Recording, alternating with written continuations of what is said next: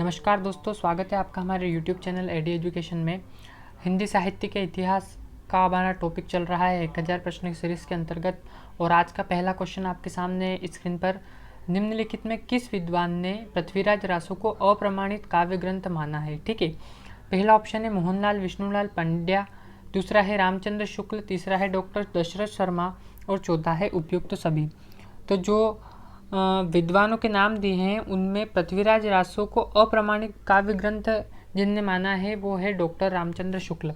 जो दूसरा वाला ऑप्शन है वो आपका सही आंसर है। ठीक है, अगले प्रश्न पर चलते हैं। आपका अगला प्रश्न आपके सामने स्क्रीन पर है, आदिकाल के रासो साहित्य के संदर्भ में कौन सा कथन असत्य है।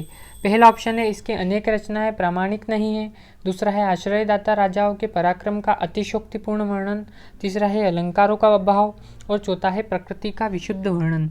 इन चारों में से आपका एक ऑप्शन सही है, वो आपको बताना है। तो आदिकाल का जो रासो साहित्य के संदर्भ में कथन इनमें से असत्य है वो है अलंकारों का अभाव। ठीक है, असत्य पूछा है इसमें, तो अलंकारों का अभाव जो तीसरा वाला ऑप्शन है वो हमारा सही आंसर है। अगले प्रश्न पर चलते हैं। अगला प्रश्न आपके सामने स्क्रीन पर 1000 प्रश्नों की सीरीज चल रही है। आदिकाल के प्रमुख कवियों में कौन नहीं है, कुतुबन, चंद्रबरदाई, अमीर खुसरो या विद्यापति। ठीक है, तो आदिकाल के जो प्रमुख कवि है उसमें कौन से कवि नहीं है इनमें से, तो जो कुतुबन है पहला वाला ऑप्शन वो हमारा इसका सही आंसर है। अगले प्रश्न पर चलते हैं। आपके सामने अगला प्रश्न, आदिकाल के साहित्य का कौन सा प्रमुख रस नहीं है। ठीक है, वीर रस, श्रृंगार रस, केवल ए या ए और बी। तो जो श्रृंगार रस है वो आपका सही आंसर है। अब श्रृंगार रस का एक और यहाँ पर आपका क्वेश्चन बनता है कि श्रृंगार रस का स्थायी भाव क्या है, तो रति। श्रृंगार रस के दो भेद है, संयोग श्रृंगार और वियोग श्रृंगार। इस टाइप से आपका हमने श्रृंगार रस जितने भी रस हैं उनका वर्णन आपको वर्णनात्मक वीडियो बनाकर आपके सामने अपलोड की है हमारे यूट्यूब चैनल एडी एजुकेशन में। आप वहां जाकर उसे देख सकते हैं। इसी प्रकार अलंकार की है जो वीडियो वो अपलोड की है वहाँ पर। MPSI, MP टेट और जेल प्रहरी से रिलेटेड आपका हिंदी का जो कोर्स है हम वो आपके लिए फ्री अपलोड कर रहे हैं यूट्यूब पर। ठीक है, वहाँ जाकर आप देख सकते हैं। आपके जो कोर्स है उसके अंतर्गत अलंकार, आपके रस, समास, प्रत्यय, उपसर्ग, हिंदी साहित्य के इतिहास से रिलेटेड ये क्वेश्चन की प्रश्न सीरीज चल रही है। इसके अलावा और भी टॉपिक कवर करेंगे। पूरा हिंदी जो है आपका सामान्य हिंदी जो सिलेबस है वो सारा कवर करेंगे हम। आप देखते रहिए हमारा यूट्यूब चैनल एडी एजुकेशन। ठीक है, इस वीडियो को अधिक से अधिक शेयर करें। तो जो क्वेश्चन है, आदिकालीन के साहित्य का कौन सा प्रमुख रस नहीं है, तो श्रृंगार रस हमारा दूसरा वाला ऑप्शन वो सही आंसर है इसका। ये हमारा आज का चौथा और हिंदी साहित्य के इतिहास की जो क्लास चल रही है उसका 44वां क्वेश्चन है, 44वां क्वेश्चन है। अगले प्रश्न पर चलते हैं। अगला प्रश्न आपके सामने स्क्रीन पर, निम्नलिखित में कौन सी रचना आदिकाल की नहीं है, पृथ्वीराज रासो, विद्यापति पदावली, पद्मावत या आल्हाखंड। ठीक है, तो इसमें पूछा है कौन सी रचना आदिकाल की नहीं है, तो जो पद्मावत है वो आदिकाल की नहीं है। तो जो 45वां क्वेश्चन है उसका आंसर आएगा पद्मावत। अगले प्रश्न पर चलते हैं। अगला प्रश्न आपके सामने स्क्रीन पर, आदिकाल के साहित्य की प्रमुख भाषा थी, ब्रज थी, डिंगल तथा पिंगल थी, अपभ्रंश थी या अवधी थी। ठीक है, तो जो आपका सही आंसर है वो है डिंगल तथा पिंगल भाषा जो थी वो आदिकाल के साहित्य की प्रमुख भाषा थी। अगले प्रश्न पर चलते हैं। अगला प्रश्न आपके सामने स्क्रीन पर, आदिकाल के समकालीन कौन सी युगीन परिस्थिति नहीं थी, राजपूत राजाओं में परस्पर युद्ध, इस्लाम धर्म का विकास। ठीक है, इसके अलावा समाज में विभिन्न कलाओं का विकास या बौद्ध धर्म का पतन। तो प्रश्न क्या पूछा है, आदिकाल के समकालीन, ठीक है, कौन सी युगीन परिस्थिति नहीं थी, तो जो तीसरा वाला ऑप्शन है समाज में विभिन्न कलाओं का विकास वो आपका सही आंसर है। अगले प्रश्न पर चलते हैं। अगला प्रश्न आपके सामने स्क्रीन पर है, आदिकाल में निम्नलिखित में कौन सा साहित्य सम्मिलित है, रासो साहित्य, सिद्ध साहित्य, नाथ साहित्य, उपयुक्त सभी। तो जो आदिकाल में साहित्य सम्मिलित है वो है रासो साहित्य भी है, नाथ साहित्य भी है और सिद्ध साहित्य भी है। तो इसमें ऑप्शन दिख रहा है आपको क्या, उपयुक्त सभी। ये चौथा वाला ऑप्शन है वो आपका सही आंसर है। ठीक है, तीनों साहित्य आदिकाल में सम्मिलित है। अगले प्रश्न पर चलते हैं। अगला प्रश्न, निबंध लेखन में रामचंद्र शुक्ल की विशिष्ट देन है, मनोविकार संबंधी निबंध, समीक्षापरक निबंध, 1 और 2 या इनमें से कोई नहीं। तो जो 1 और 2 यानी मनोविकार संबंधी निबंध और समीक्षापरक निबंध रामचंद्र शुक्ल की निबंध लेखन में विशिष्ट देन है। ठीक है, दोनों आपके ऑप्शन सही है। तो जो तीसरा वाला ऑप्शन है 1 और 2 वो आपका सही आंसर है। अगले प्रश्न पर चलते हैं। अगला प्रश्न आपके सामने शुक्ल युग के निबंधकार है, ठीक है। तो शुक्ल युग के जो निबंधकार वो 4 ऑप्शन दे रखे हैं। पहला है श्याम सुंदर दास, दूसरा है पद्मलाल पुन्नालाल बख्शी, तीसरा है सरदार पूर्ण सिंह और चौथा है उपयुक्त सभी। आपको बताना है इन 4 ऑप्शन में से एक ऑप्शन सही है। तो शुक्ल युग के जो निबंधकार है वो आपके हैं उपयुक्त सभी। श्याम सुंदर दास भी हैं, पद्मलाल पुन्नालाल बख्शी भी हैं, सरदार पूर्ण सिंह भी हैं। तो आपके जो चौथा वाला ऑप्शन है उपयुक्त सभी वो आपका सही आंसर है। अगले प्रश्न पर चलते हैं। अगला प्रश्न स्क्रीन पर आपके सामने, शुक्ल युग के निबंधों की वह कौन सी विशेषता है जो पूर्व युग में नहीं है, ठीक है। भाषा परिमार्जन, सूक्ष्म मनोविश्लेषण, विचार गांभीर्य या हास्य विनोद। तो शुक्ल युग के जो निबंधों की विशेषता है जो पूर्व युग में नहीं है वो है सूक्ष्म मनोविश्लेषण, ठीक है। शुक्ल युग के निबंध में सूक्ष्म मनोविश्लेषण किया गया है जो पूर्व युग में नहीं है।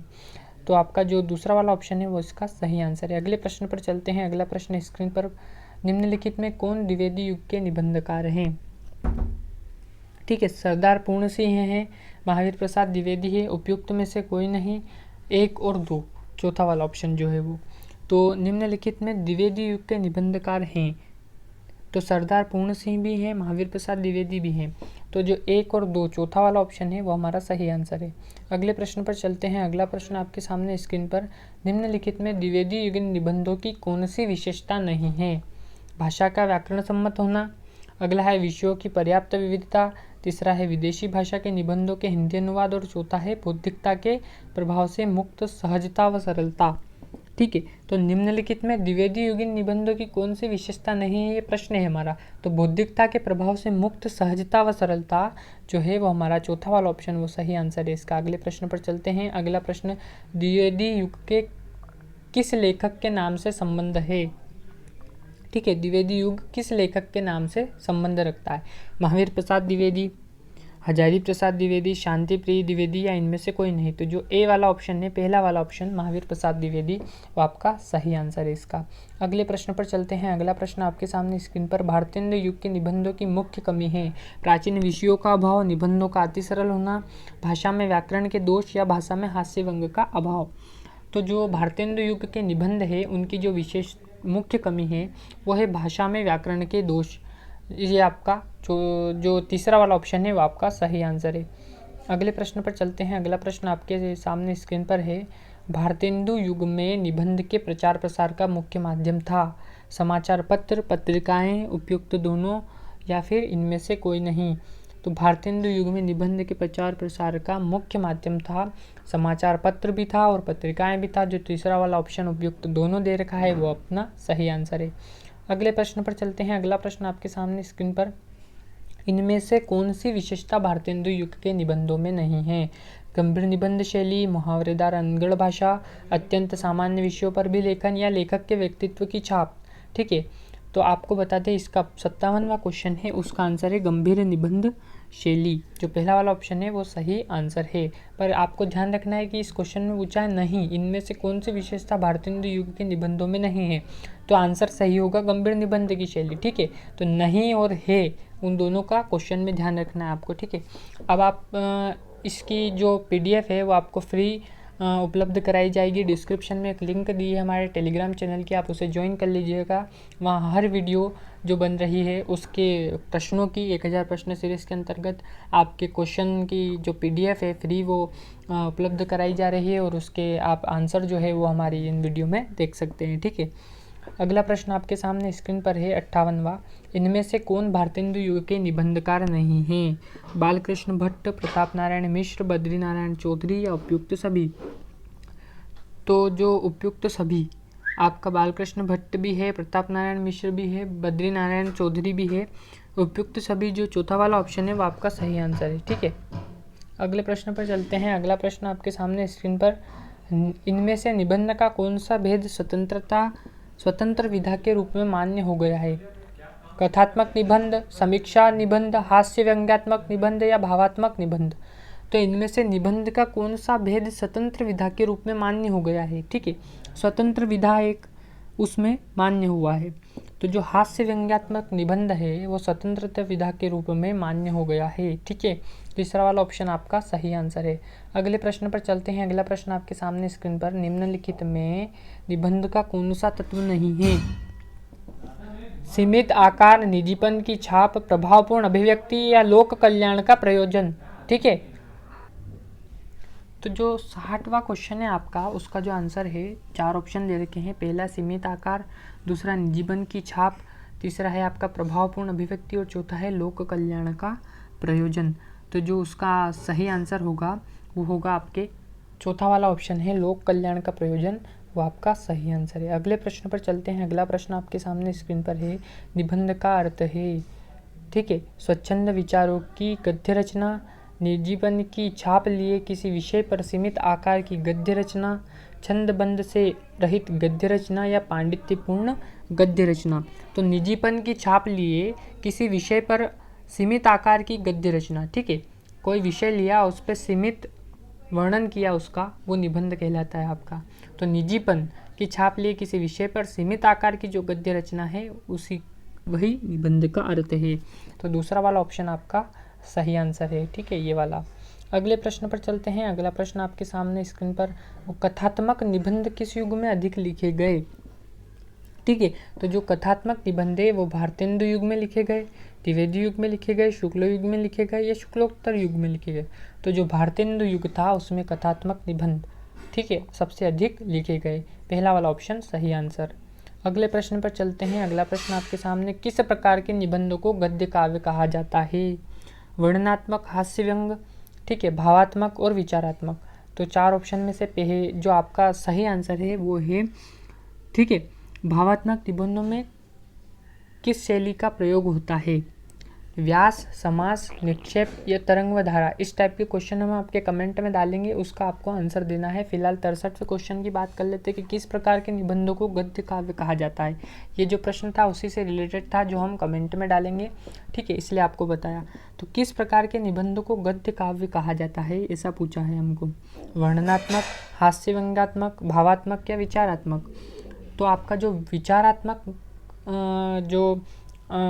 है वो इसका सही आंसर है। अगले प्रश्न पर चलते हैं। अगला प्रश्न आपके सामने स्क्रीन पर, विद्यानिवास मिश्र किस शैली के निबंध लेखक है?